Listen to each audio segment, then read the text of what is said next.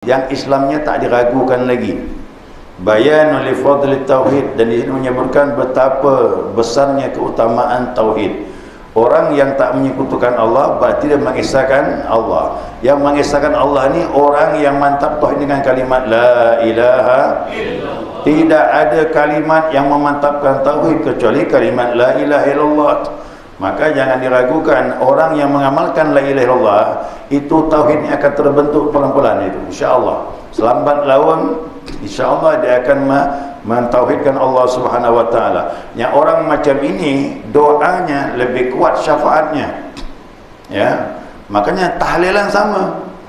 Tahlilan juga begitu. Kalau yang hadir orang-orang yang kuat tauhidnya, dia tak menyekutukan Allah, maka kuatlah doanya tersebut. InsyaAllah doanya semakin kuat dijabah oleh Allah Subhanahu wa ta'ala. Apa fadilahnya? Illa, melainkan kata Nabi, syafa'allahu fi, Allah beri syafaat kepadanya. Artinya kekuatan doanya akan menolong si mayat tersebut.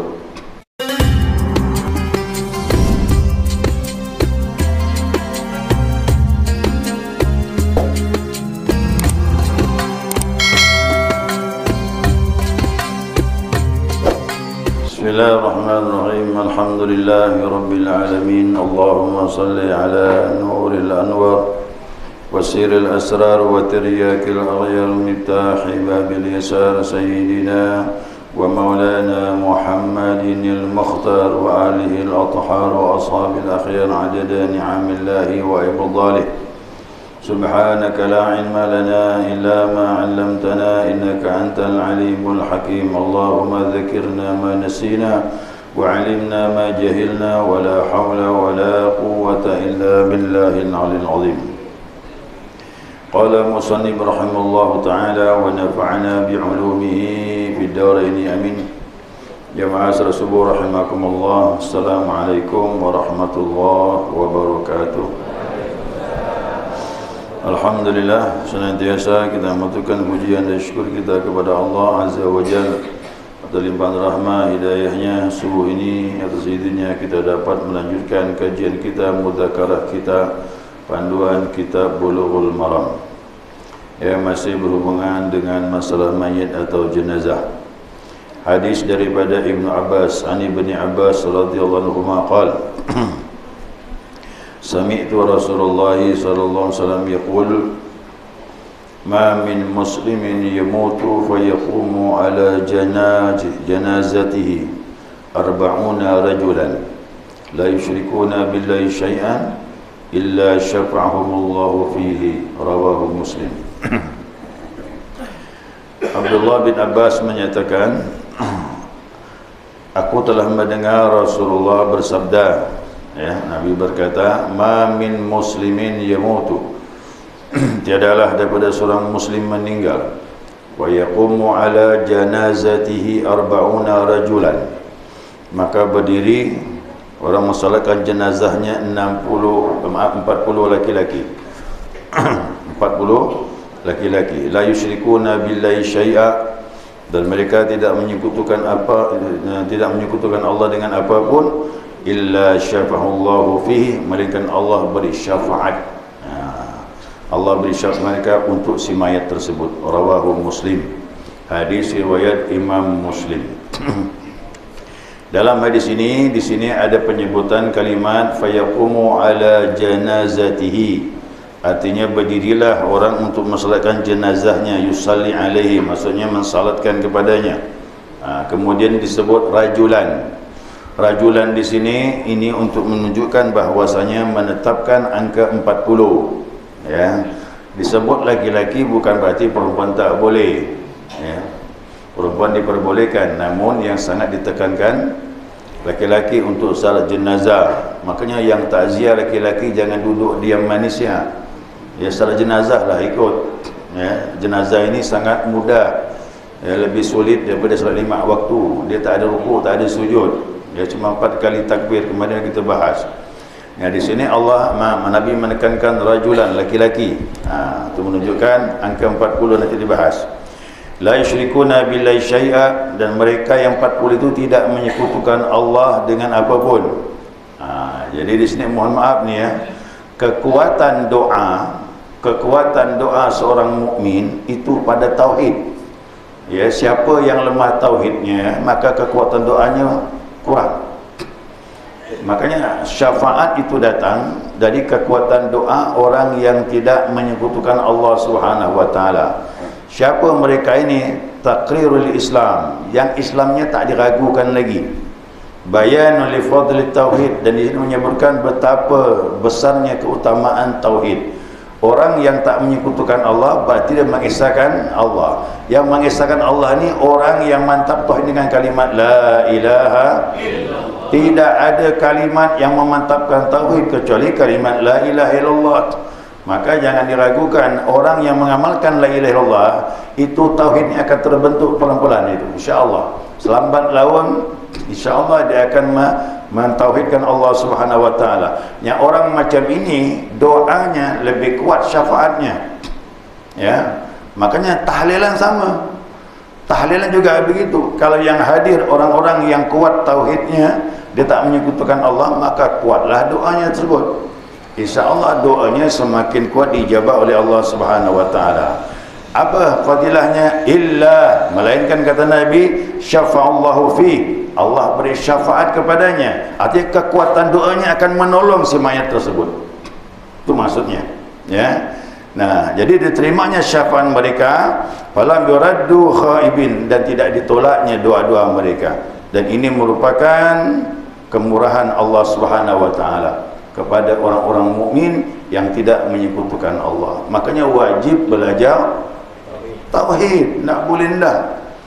Kerana memang Nabi itu diutus pertama kali mengajarkan tauhid. Pas Mekah tu 13 tahun baru Nabi hijrah. 13 tahun apa yang dihabiskannya? Cuma 2 kalimat dia tadi. La ilaha illallah Muhammadur Rasulullah. Makanya sahabat tu hebat. Kenapa? Dibentuk oleh tauhid 13 tahun. Baru ibadah. Kita ni ibadah, tauhid tak faham, makanya lemah. Nah, maka tak kuat doa kita, tak kuat ibadah kita. Nah, jadi di sini jelas bahwasanya ada uraian ya. Nah, diuraikan oleh para ulama. Nah, termasuk rahmat daripada Allah Subhanahu wa taala terhadap hambanya adalah syafaat. Siapa syafaat itu? Ikhwanul mayyit musallin alaihi. Ini saudara-saudara mukmin yang mensalatkan orang-orang yang meninggal di antara mereka. Ya. Itu termasuk rahmat daripada Allah. Makanya kalau ada orang meninggal, orang mensalatkannya itu pertolongan kepada si mayat. Mayat ini apa ke dalam kubur? Dia kata Nabi seperti orang mau tenggelam, minta tolong. Tolongnya dari mana? Doa kita orang mukmin, apalagi doa anak yang saleh. Nah, nantilah jadi mayat nanti baru tahu. Karena ini kan dari Nabi, tak boleh kita ragu. Ya, tak boleh kita ragu dari Nabi sallallahu alaihi wasallam. Ya, li'anna sirra salati 'ala al-mayyit syafa'ah. Jadi rahasia salat mayit apa? Orang bertanya ni, untuk apa salat mayit itu Ustaz? Rahasia salat mayit ni adalah syafaat doa orang hidup kepada si mayat. Itulah dia. Ya, makanya makin ramai makin bagus. Ya, yang penting yang hadir itu orang-orang yang mentauhidkan Allah Subhanahu wa taala. Wa kullu ma kana musalluna aktsara kana qabul syafaati lahu arjah. Kata ulama bilang, maka segala apa orang yang mensalatkan untuk mayat ni makin banyak jumlahnya, maka syafaatnya semakin diharapkan. Ya. Nah, di sini telah datang ya takhsis hadis-hadis yang begitu banyak tentang jumlah orang-orang yang salat akan beri syafaat. Seperti hadis ini, orang 40. Tapi ada hadis yang lain 100. Hadis yang lain 100. Nah, 40 akan membantu syafaat kepada si mayat. Hadis yang lain, siapa mensalatkan mayat 100 orang jumlahnya dan dia tidak menyekutukan Allah, akan membantu syafaat kepada si mayat. Berarti minimal 40. Naik ke atas, terus 200, 300. Apalagi salat mayat penuh masjid. Ya. Makanya jangan heran kalau ada orang meninggal malam Jumat, dia tak mau tanam pagi. Nunggu salat Jumat. Kenapa ramai salat Jumat tu? Penuh masjid. Ya. Pergi masjid kami tu kan di Nur Hidayah tu kan lumayan kan tu, banyak tu. Waktu saya khutbah itu, mayatnya jauh dibawa ke Nur Hidayah. Ya, bawa ke Nur Hidayah. Itu kan banyak stoknya berbesar itu isinya sekitar mau 400-500 orang penuh tu. Di bawah ada. Bahkan lebih mungkin. Jadi Nabi bilang 40, 100, apalagi 500. Apalagi yang meninggal malam Jumat atau Jumat disalatkan hari Jumat lagi, Masya Allah. Jadi memang malam Jumat tu, hari Jumat tu yang meninggal waktu itu rezeki dia lah. Ya, rezeki. Sedih boleh, tapi rezekinya besar bagi semayat tu. Ya, orang yang meninggal pada saat tersebut. Nah, lalu diketahui bahwasanya jumlah tadi bukanlah batasan. Kalau Nabi bilang 40, berarti bukanlah segitu. Itu minimal. Maka semakin banyak semakin bagus. Fal qasdu ahaddu ala takthir. Jadi maksud di sini adalah anjuran supaya memperbanyak salat jenazah.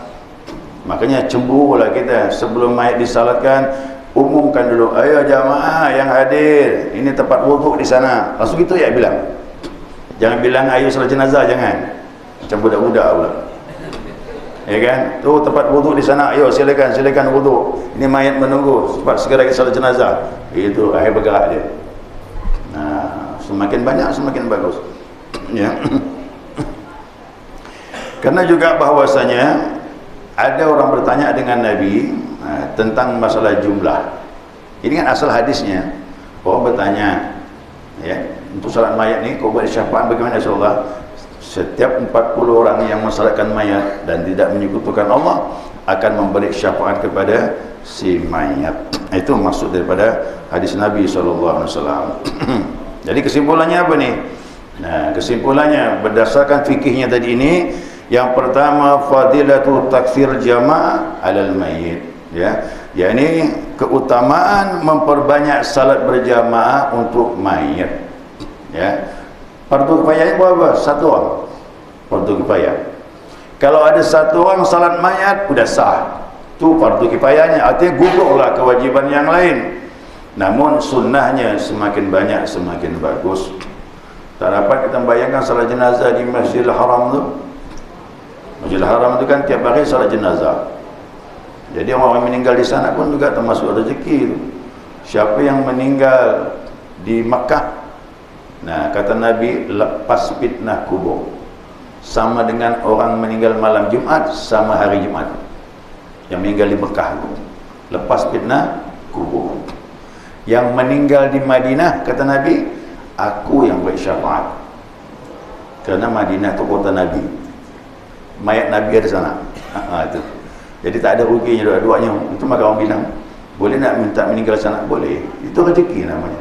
Siapa ditakdirkan meninggal di Mekah atau Madinah, yang jelas itu punya keutamaan. Tidak pernah saya mendengar sampai sekarang yang meninggal di sana mayatnya dibawa pulang ke Indonesia. Tidak ada. Tidak ada. Berarti yang bawa pulang Indonesia kualat lah tu dah. Itu rezeki orang meninggal di sana. Ya kan? Semua orang kepengen meninggal di Mekah, di Madinah. Ya. Kerana dulu ada kisah orang yang maaf dia tidak mentauhidkan Allah, banyak berbuat syirik, banyak menyekutukan Allah, mayatnya tak diterima bumi, keluar mayat itu dari tanah Mekah itu. Ya, kerana Mekah ini lambang tauhid. Ya, lambang tauhid di sana itu mengisahkan Allah Subhanahu wa taala. Makanya istilah dalam Isra Mi'raj itu, apa maknanya Nabi berjalan dari Masjidil Haram ke Masjidil Aqsa? Masjidil Haram, haram kesyirikan, haram kemunafikan. Jadi siapa yang ingin dekat kepada Allah, bersihkan dulu daripada kesyirikan dan kemunafikan, baru bisa mendekat kepada Allah. Kerana Isra Mi'raj Nabi itu mendekatkan diri kepada Allah. Maka tauhid itu kunci. Yang kedua, ya, syafaatul mukmin nafi'atun maqbulatun indallah. Syafaat orang mukmin. Jadi jangan harapkan, maaf, jangan hanya memahami syafaat hanya dari Nabi, dah. Syafaat pun datang juga dari orang mukmin. Doa-doa kekuatan orang mukmin pun datang kepada si mayat tadi. Dan itu bermanfaat, diterima di sisi Allah Subhanahu wa taala. Ya, orang banyak bilang syafaat Nabi, tidak. Jangan sepelekan syafaat orang mukmin. Itu yang paling dekat. Kalau saya tidak mula-mula syafaat Nabi, ya kita harapkan. Tapi ingat, dekat tak kita dengan Nabi. Nah, tapi kok dengan orang mukmin, dengan guru-guru kita, insya-Allah dengan mursyid kita dah pasti dekat. Dia lebih kenal kita. Nah, tentu pertolongan dia pun kita harapkan nanti di hari kiamat. Ingat, yashfa'u yaumal qiyamah thalathun. Yang beri syafaat hari kiamat 3. Al-anbiya, para nabi. Al-ulama, para ulama yang dekat kepada Allah. Kemudian ketiga asy-syuhada. Syuhada beri syafaat. Kata Nabi bilang minimal syuhada 70 orang dia bisa beri syafaat. Syuhada di bawah ulama. Ulama lebih tinggi. Semakin tinggi derajat ulama yang mengenal Allah, semakin banyak syafaatnya kepada orang-orang yang dia cintai. Termasuklah keluarga dia, murid-murid dia, kerabat dia. Nah, jadi mohon maaf nih ya. Jadi syafaat itu pun datang dari orang mukmin dan itu diterima Allah Subhanahu wa taala. Yang ketiga, nah bayanun, penjelasan sa'atu rahmatillahi azza wa jal biqabuli syafaah. Di sini menjelaskan tentang luasnya rahmat Allah Subhanahu wa taala menerima syafaat dari siapapun, dari nabi maupun daripada orang mukmin. Makanya saya dulu diajar oleh kakek saya, kalau kau ketemu orang alim minta doa. Maka itu saya amalkan. Makanya saya bukan dari pondok, mungkin berkah-berkah orang-orang alim. Setiap orang alim saya minta doakan saya doakan saya ustaz, supaya saya faham agama, bisa ibadah. Minta gitu ya tu. Faham agama, minta ibadah, bisa istiqamah ibadah atau bisa ibadah. Itu didoakan dari kecil dulu. Setiap orang yang alim saya minta doa. Kan ada syafaatnya. Jangankan gitu, dulu di masa Nabi SAW, anak bayi lahir semuanya diantar dengan Nabi ini. Makanya kita dididik dari awal mohon syafaat orang mukmin, apalagi syafaat Nabi Muhammad SAW. Itu menunjukkan bahwasanya tahnik itu syafaat orang alim. Nah, di kulumnya kurma itu dibacakan doa, masukkan mulut bayi. Itu dari sedini mungkin kita minta anak-anak kita itu tumbuh dengan agama, mulai dia lahir diazankan, didoakan dan sebagainya, ya kan? Macam-macam itu semuanya ada contoh dari Nabi SAW. Setiap orang Arab punya anak waktu zaman Nabi itu semuanya pergi menghadap Nabi, minta doakan dan ditahnikkan. Makanya timbullah sebuah hadis, Nabi sedang mendoakan bayi ini kencing loh. Kencing. Cubalah kita kan, marahlah kita kan. Kau ni kau hantar anak kau ni kencing macam mana ni? Dulu kan tak ada pampers. Tapi Nabi sikit tak marah, cuma jadi hukum. Ya. Setelah dia kencing ditahnikkan, bekas kencing itu Nabi ambil air gini. Dah bersih dah. Tak perlu dibasuh. Kenapa? Kencing anak laki-laki. Kencing anak laki-laki selama dia belum makan sesuatu, masih menyusukan kepada ibunya, ya, di bawah 2 tahun, maka dia najisnya disebut najis mukhaffafah, najis ringan. Diperciki begitu dengan air dah bersih dah. Tuh najis anak laki-laki. Anak perempuan kencing juga di hadapan Nabi, tapi Nabi basuh. Jadi perempuan lebih berat najisnya daripada laki-laki.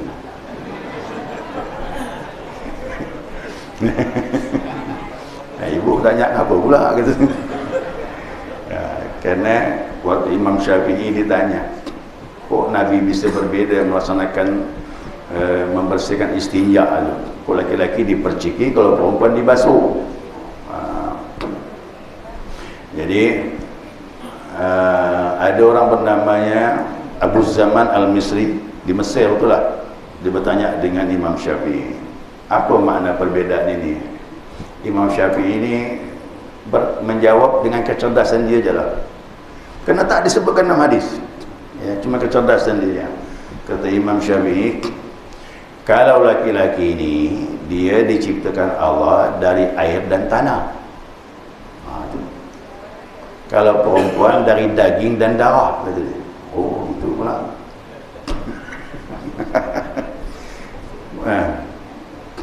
Faham tak ni? Belum faham kan? Laki-laki dari air dan tanah, riwayat Nabi Adam. Awal penciptaan Nabi Adam dari tanah. Nah, sedangkan perempuan dari diri Nabi Adam, maka keluar dari daging dan darah, bahkan dari tulang rusuk. Itu kecerdasan Imam Syafi'i yang jawab, tapi hadis tidak ada menyebutkan apa hikmahnya. Tapi kerana hukum begitulah dia. Jadi najis air kencing perempuan lebih berat daripada laki-laki. Maksudnya bayi yang belum makan sesuatu kecuali air susu ibunya. Wallahu a'lam. Ya, sekali itu. Hadis ini hikmahnya apa? Tolonglah yang laki-laki kalau hadir takziah tempat si mayat, salat jenazah lah. Kita membantu orang. Semakin ramai, semakin tertolong dia, kita bantu dengan doa. Nanti hukum ini, kata orang bilang hukum karma katanya. Hukum ini berlaku kepada kita nanti. Kalau kita nanti meninggal, pun orang akan tergerak untuk mensalatkan kita. Ya, pasti. Karena ini pertolongan. Tak ada pertolongan lain orang meninggal kecuali doa. Doa daripada orang mukmin, apalagi doa daripada anak yang saleh. Ya, sekira cukup. Ada pertanyaan, silakan. Assalamualaikum warahmatullahi wabarakatuh. Terkait yang meninggal hari Jumat atau malam Jumat, alangkah beruntungnya atau rezekinya, alangkah bagusnya. Yang kami tanyakan Pak Ustadz, semisal begini, yang meninggal ini katakanlah semisal Ustadz koruptor misalnya kan, dalam kuasa hukum korban ini jadi hukuman mati. Misalnya telah korupsi dana haji, misalnya ini misal Ustadz ya. Meninggal hari Jumat. Jadi sebelum dieksekusi ada semacam diharuskan dari eksekutor untuk minta wasiat dari yang dihukum mati ini. Kebetulan beliau ini kan pada agama, jadi mintalah yang dihukum mati ini supaya dihukum mati pada hari Jumat. Setelah itu minta lagi supaya disyaratkan setelah habis Jumat. Cuma itu yang saya tanyakan Ustaz, bagaimana pandangan guru terhadap konfer ini. Terima kasih. Assalamualaikum. Ya kan, berandai-andai lah kita ni. Apa? Kita berandai-andai. Nah, kalaupun memang terjadi seperti itu, nah, koruptor ini orang yang ngerti agama, ya, dia ngerti agama, dia koruptor. Kemudian dieksekusi hukum bunuh, dia minta dieksekusinya hari Jumat atau habis salat Jumat, dan dikabulkan pengadilan, boleh, tak masalah. Nah, apakah koruptornya tadi itu terhapus? Tidak. Tapi kelebihan meninggal hari Jumat dia dapatkan. Dia dapatkan. Ingat ya, hanya fitnah kubur, fitnah akhirat belum lepas. Ya, fitnah kubur dia lepas, tapi fitnah akhirat belum. Itu pengadilan Allah lagi. Nah, jadi kalau ketanya seperti itu, maka keutamaan meninggal hari Jumat, malam Jumat dia dapatkan. Boleh jadi dia lepas fitnah kubur, ya, tetapi fitnah akhirat dia tidak lepas. Kerana keadilan yang sebenar-benarnya di sana lah itu. Ya, karena di kubur ini kan masing-masing orang punya kelebihan diberikan. Nah, saya pun tak bisa memastikan kalau koruptor itu bisa meninggal hari Jumat. Tapi kalau berandai begitulah jawabannya. Nah, jadi fitnah kubur itu sifatnya di alam barzakh saja, tetapi di akhirat itu pengadilan sebenarnya. Ya. Allahu a'lam. Ini malam Jumat Atau hari Jumat. bukan dikebumikan malam Jumat. Bukan dikebumikan, tapi yang terbaik kau dapat dikebumikan di hari Jumat lah. Ya, hari Jumat. Jadi yang meninggal malam Jumat atau hari Jumat. Kalau seandainya dengan suatu keadaan meninggal malam Jumat dan hari Jumat, kena mayat di jauh dipulangkan ke Pontianak sampai hari Sabtu mayatnya, tetap fadilah Jumat dia dapatkan. Kena meninggal, dihitungnya meninggal, bukan ditanam. Ya. Nah. Waalaikumsalam warahmatullahi wabarakatuh. Ada perbedaan salat mayit hadir dengan salat mayit ghaib. Mayit hadir itu artinya mayitnya ada di depan. Di Masjidil Haram itu ada mayatnya. Di Masjidil Haram itu ada mayatnya. Bukan salat gaib itu. Nah, waktu di Masjidil Haram itu kita salat untuk mayat yang hadir di Masjidil Haram itu atau di Masjid Nabawi. Maka niatkanlah ke sana, maka kita dengar tu. As-salatu 'alal amwat yarhamuhumullah. Nah, amwat tu berarti banyak. Lebih dari satu tu.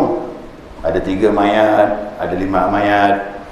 Nah, kita niatkanlah aku salat kepada para mayat tadi, ya. Banyak mayat atau berapa mayat? Aku salat atau beberapa mayat, 4 takbir sebagai makmum lillahi taala. Allahu akbar. Gitu deh. Terjemahannya seperti itu. Kalau kita usalli 'alal amwatil muslimin 4 takbirat fardhu kifayah makmum lillahi taala. Kok niatnya bahasa Arabnya begitu. Tapi kalau bahasa terjemahnya, aku niat salat beberapa mayat 4 kali takbir sebagai makmum lillahi taala. Allahu akbar. Atau aku niat mensalatkan orang yang disalatkan imam. Nah, udah selesai itu lah. Itu je lah. Lebih mudah lagi, mau mayat 1, 2, mau 3, laki-laki, perempuan, masuklah semua tu. Ya. Ya usalli masal alaihil imam.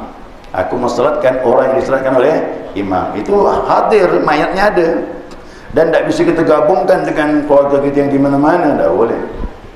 Nah, diususkan untuk Masjidil Haram atau di Masjid Nabawi. Karena kita hadir di situ, mayatnya pun ada. Nah, untuk salat gaib, mayat yang jauh, ya, mayat yang jauh, itu juga termasuk bagian salat jenazah. Ya, di Surabaya keluarga meninggal, salat gaib di sini boleh. Di Ketapang, tak mungkin kita berangkat ke sana lagi, ya, salat gaib di sini boleh. Di Sanggau umpamanya, makin jauh di Makkah juga boleh yang meninggal. Nah, kemudian yang meninggal tenggelam di laut bagaimana? Belum boleh salat gaib karena belum dimandikan dan dikafankan. Ya. Karena salat untuk dilakukan salat itu dia harus sudah dimandikan dan dikafankan. Kan di laut Pak Ustaz, itu mandi sendiri. Lain tu, bukan dimandikan. Saya lihat rekaman, saya kau buka para bola tu ya, lihat itu ada rekaman haji tahun 1926. Rekamannya ada, video, gambarnya kusam dah. Jamaah haji dari Jawa berangkat naik kapal. InsyaAllah. Begitu kembali, senangnya sudah haji kembali, ada yang meninggal di kapal. Dimandikan lah, dimandikan, dikafankan dengan ihramnya, dikasih batu, habis salat dibuang ke laut. Nah, karena maaf, kapal dulu itu berbulan-bulan, minimal 1 bulan berlayar menuju ke Mekah. Jadi mau nunggu daratan, berubah mayat tu buat busuk. Mu'tamad memang begitu, udah dimandikan, dikafankan, disalatkan, tanam macam mana? Mana nunggu daratan berapa lama? Dia sempat berubah mayat, maka dicari ganjalan besi atau batu diikat kepada mayat, dibuanglah ke laut. Dinampakkan dibuang ke laut tu, di kapal tu, rekaman itu. Kalau begini boleh salat gaib. Kerana sudah dimandikan dan dikafankan. Itu dah urusan Allah lah sudah. Mau dimakan ikan, mau hancur jasadnya, itu dah urusan Allah, bukan urusan kita. Nah, seperti itu ya.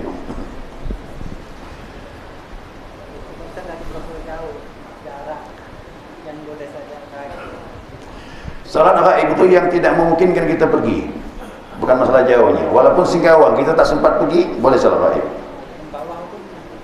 Mana? Kalau kita tidak sempat pergi, boleh salat gaib. Kalau memang tidak memungkinkan pergi.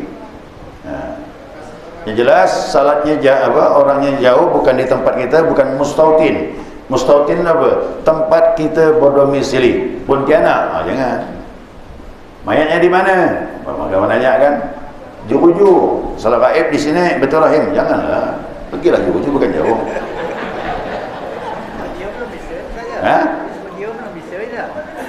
Belum bisa dekat, masih bisa memungkinkan dekat. Okay. Walaupun di kubur raya kan, tapi masih memungkinkan. Nah, palinglah kita 25 menit setengah jam. Hah? Apa? Tak ada batas. Imam Syafi'i bilang sebulan. Lama tu. Imam Hanbali bilang seminggu. Jangan lebih seminggu. Jadi kalau ikut Imam Syafi'i seminggu 2 minggu masih boleh. Ya, masih boleh. Ya. Assalamualaikum. Tinggalnya bukan hari Jumat, ya, Idul Fitri, Idul Adha, wukuf di Arafah. Ini tidak ada hubungannya dengan meninggal hari Jumat, tetapi dia punya keutamaan meninggal lagi ibadah. Yang wukuf di Arafah, pertama diampunkan Allah, yang kedua udah haji dia walaupun baru wukuf.